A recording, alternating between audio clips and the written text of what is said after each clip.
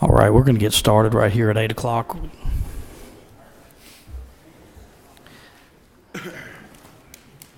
Got about a minute to go, so we're going to start with Chancellor Huckabee and Shelley. So around about a minute, guys, if that's good with you. And did I see Commissioner Corbin? Yes, great. And I see President Chastain as well. Just a little logistics here. Chairman England has asked that I attend a meeting at 10 till in 406 of the CLOB, so I'm going to take that to heart, and I'd like to be at that meeting at 10 till. So President Chastain has graciously said she'll forego any testimony with respect to that. And this is the amended budget, ladies and gentlemen, so there's not a lot of recommended changes. The governor's office has been, there's just not a lot. And most of this committee in this room has heard the basic outline yesterday. So we're going to start with Chancellor Huckabee and then Commissioner Corbin. And if you guys can do them about 20 minutes each, including questions.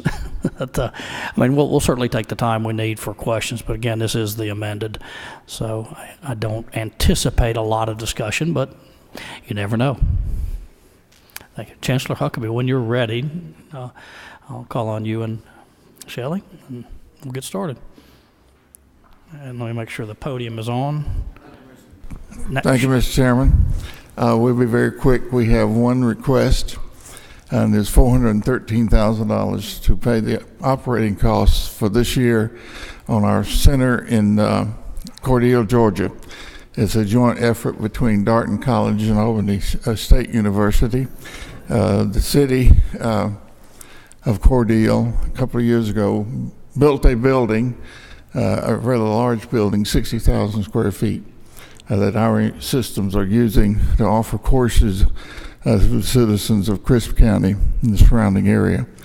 We have, the program is going very well. We have 300 students there.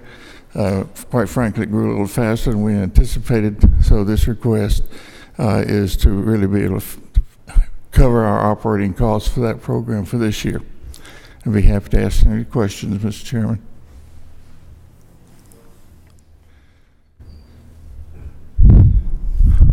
Any questions from members of the committee?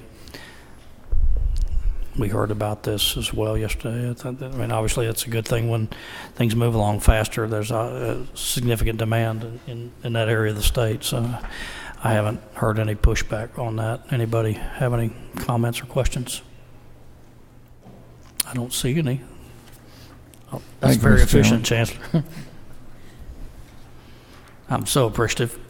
Commissioner Corbin, come on down.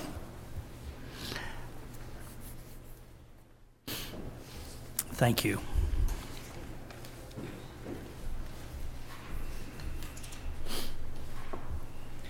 Good morning, Mr. Chairman. Nice to be with you today and all members of the committee. The Technical College System of Georgia's amended fiscal year 16 budget has no significant changes, statewide changes, and those total $86,736. So our three changes within adult education, technical education, and economic development result in a total agency adjustment for fiscal year 16 of $91,189 additional state dollars.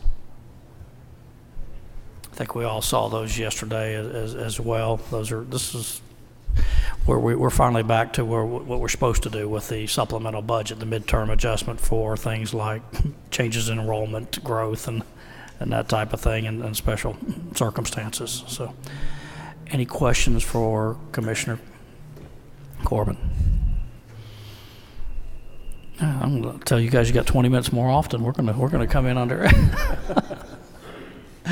Well, we certainly appreciate, as you said, 6 days into it last year, you had to come do this on the fly, and I don't know about the rest of you, but I've heard nothing but great things about TCSG this year from the new, no longer new commissioner, but and the exciting things they're doing for our economic development in the state. So, any members of the committee have a question? Oh, thank you, Commissioner. Thank you, Mr. Chairman. President Chastain, if you want to say anything, I mean, you were gracious enough to say, we've got another 40 minutes. let's just introduce the president of the Georgia Student Finance. I mean, first I tell her, can you not? And then I do. That's right. That's a good idea.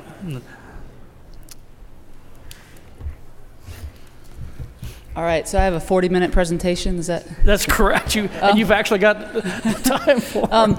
There's only one change that I didn't mention yesterday, so I'll just mention that. Okay. And that's for the North Georgia Military Scholarship Program. And there is a change there. It's an addition of $525,808, and that's our projections for that program were 158 cadets, and there's actually 183 cadets enrolled in the program this year. So this is just truing up that program to the actual enrollment. That's the only change that I didn't mention yesterday.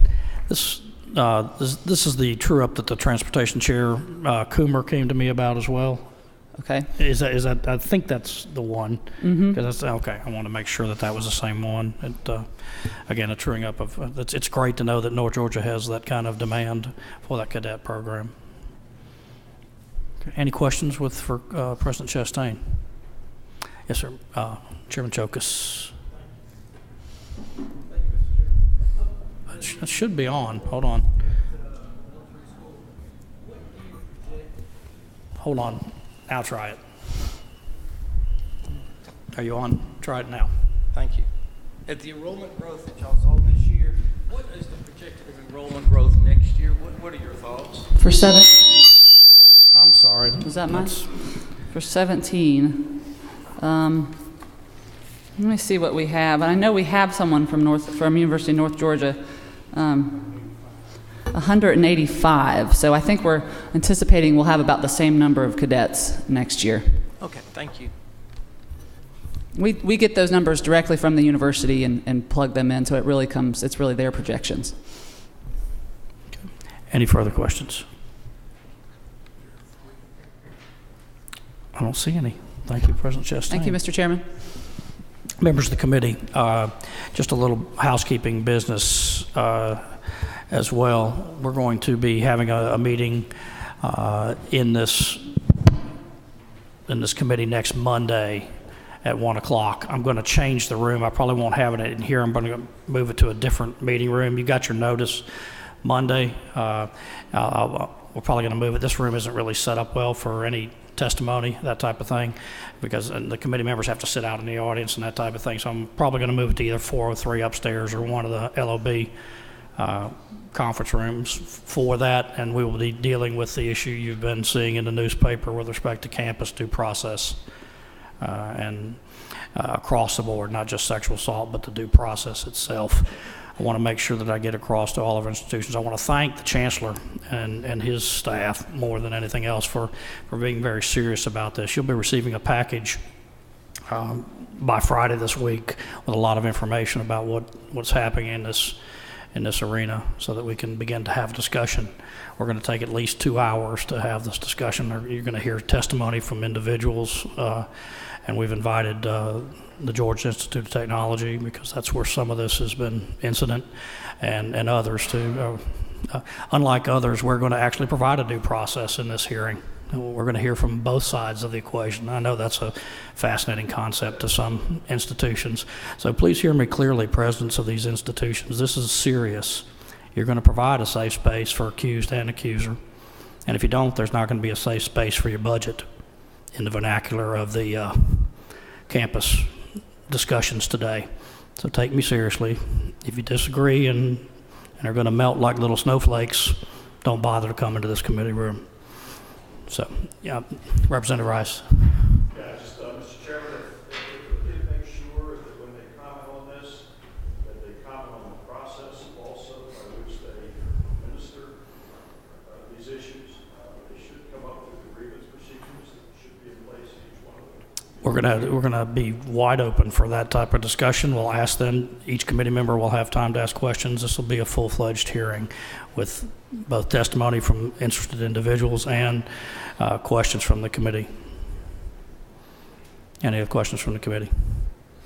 Representative Chokas, just speak up if you don't mind, because I don't know if your mic's working or not. Will we be taking up any testimony from the technical college system? Not at this time on that. This is mostly a university system. Thank you. Okay, and again, I want to thank the regents for the significant amount of work and the collaboration that they've put forth on this issue. All right, if there are no further questions, meeting adjourned.